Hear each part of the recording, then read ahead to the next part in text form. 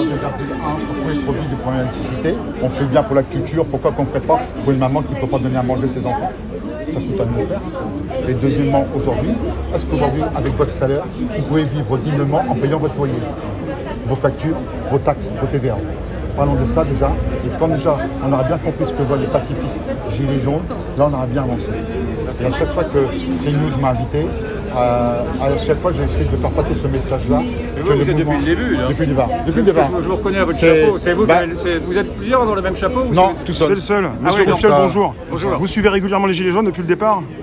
Oui, depuis le départ, j'étais en tout cas, j'ai repéré le chapeau depuis très longtemps. Je sais qu'on vous voit sur les plateaux. Est-ce que sur les plateaux, comme vous peut-être, les personnes consultent beaucoup les réseaux sociaux pour vraiment savoir ce qui se passe par rapport aux Gilets jaunes par exemple? Énormément, les réseaux sociaux ont ébranlé les médias officiels. Que ce soit Twitter, YouTube ou Facebook, vous consultez, vous êtes au courant de tout? Ah oui, plus ou moins. Bien sûr.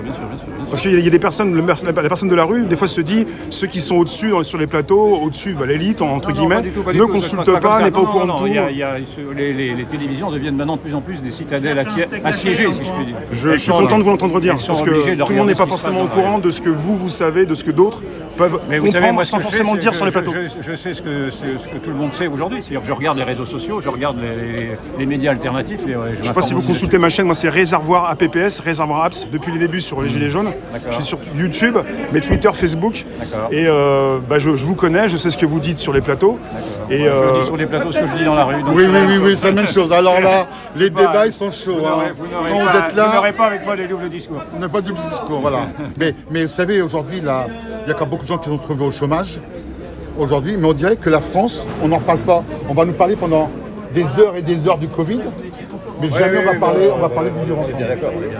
Voilà, on noie. Merci monsieur.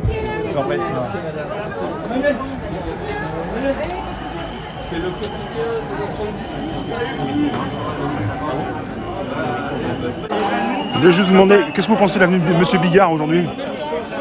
Écoutez, je ne sais pas, j'aurais voulu justement lui parler pour voir exactement pourquoi il était revenu. J'imagine qu'on m'a dit qu'il voulait s'excuser. Enfin, en tout cas, c'est assez courageux parce qu'il avait pris un risque de fâcher une partie des Gilets jaunes. Et puis il est revenu au cœur même. Comme il apprécie les Gilets jaunes, il voulait être présent aussi quand même avant de partir.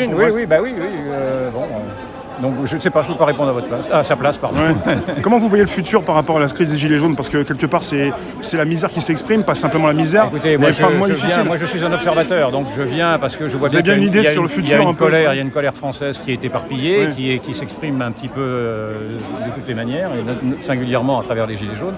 Moi j'ai regardé les Gilets jaunes, j'ai même soutenu le premier mouvement des Gilets jaunes, le mouvement initial, du 17 novembre 2018. Après, je m'en suis séparé quand j'ai vu que l'extrême gauche voulait récupérer un mouvement en faisant cocu ceux qui, au départ, n'y voyaient qu'un mouvement populaire. Ensuite, c'est devenu un mouvement syndical, politique, sur lequel je ne me suis pas reconnu.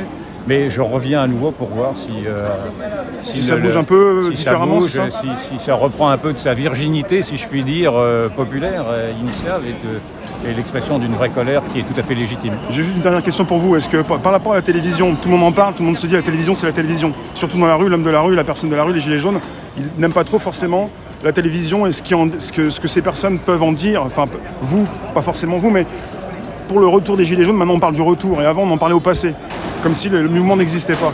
Est-ce qu'il y a une volonté ou est-ce que tout le monde s'autocensure à la télévision de ne plus en parler à un moment donné? Ça s'est passé l'été 2019. Il n'y a aucune autocensure, mais simplement, il faut bien reconnaître aussi, moi je suis un observateur, que le mouvement des Gilets jaunes s'est essoufflé. Il s'est essoufflé pour les raisons que je vous ai dites, c'est-à-dire qu'à un moment donné, il y a eu tant d'excès de la part de l'extrême gauche, des antifas, etc.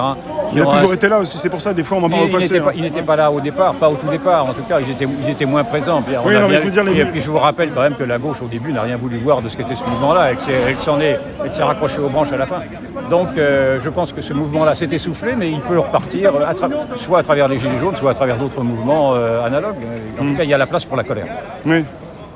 Merci. À bientôt. Merci.